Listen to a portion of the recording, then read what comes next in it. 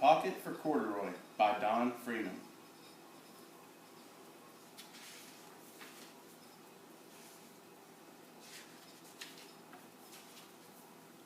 Late one summer afternoon, Lisa and her mother took their laundry to the laundromat.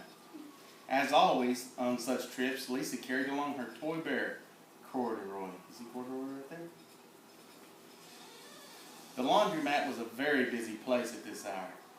Now, Cordurroy, you sit right here and wait for me, Lisa said. I'm going to help with our wash. Cordurroy waited patiently. Then suddenly he perked up his ears. Lisa's mother was saying, "Be sure to take everything out of your pockets, Lisa dear. You don't want your precious things to get all wet and soapy." "Pockets," said Cordurroy to himself. "I don't have a pocket." So he slid off the chair. "I must go find something to make a pocket out of," he said, and he began to look around. First he came to a pile of fancy towels and washcloths, but nothing was the right size or color. Then he saw a huge stack of colorful clothes in a laundry bag. "There ought to be something in there to make a pocket out of," he said. See the laundry basket? Big one.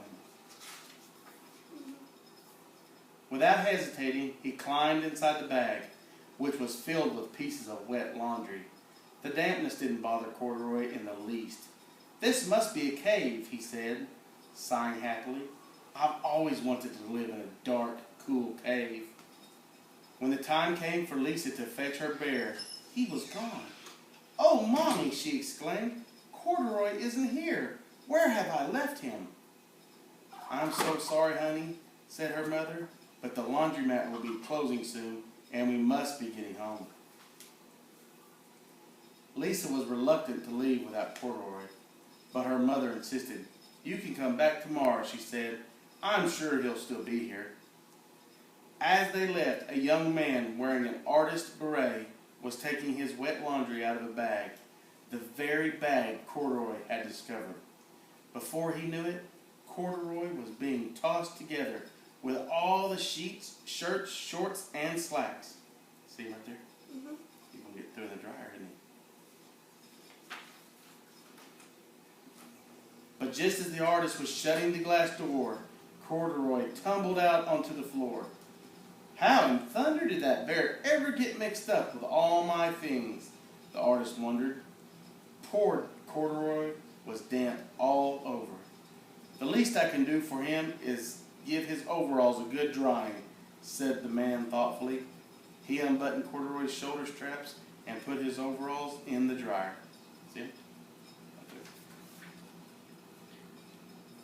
Cordurroy grew dizzy as he watched the clothes spinning around, but the artist became inspired.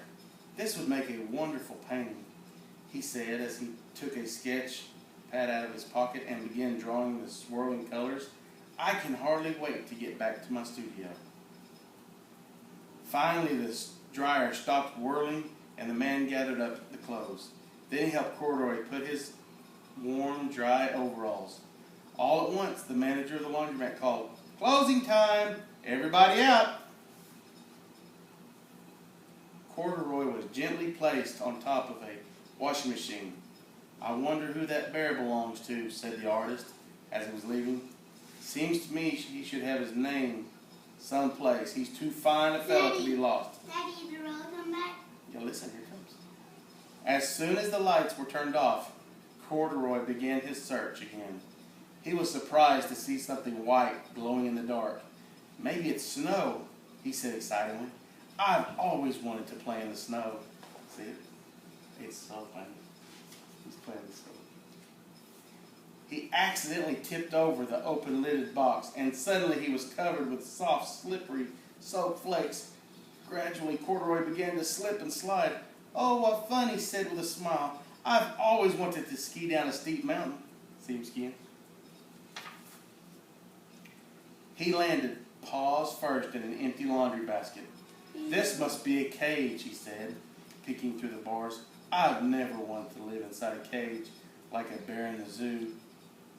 But by now, Cordurroy felt very drowsy, and soon he nodded off to sleep. See him asleep in the cage?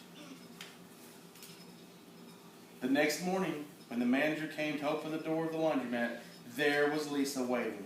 "I left something here yesterday," she explained. "May I look around?" "Certainly," said the manager. "My customers are always leaving things." Lisa was searching under the chairs and in the back of the washing machines when she heard the manager call her. "Is this what you're looking for, senorita?" "Yes, yes, he's my best friend," shouted Lisa as she came running. She reached in and picked up Cordurroy out of the basket. "So this is where you've been, you little rascal," she said. "It's time I took you home." Lisa thanked the manager and ran out the door and down the street, holding Cordurroy tightly in her arms. "I thought I told you to wait for me," she said. "Why did you wander away?" "I went looking for a pocket," Cordurroy said. "Oh, Cordurroy, why didn't you tell me you wanted a pocket?" asked Lisa, giving him an affectionate squeeze. See her hugging him? That very morning, Lisa sewed a pocket on Cordurroy's overalls. "And here is a card I've made with your name on it for you to keep tucked inside," she said. "I've always wanted a purple pocket with my name tucked inside," said Cordurroy as he and Lisa nuzzled noses. See them nuzzling noses? Yeah. The end.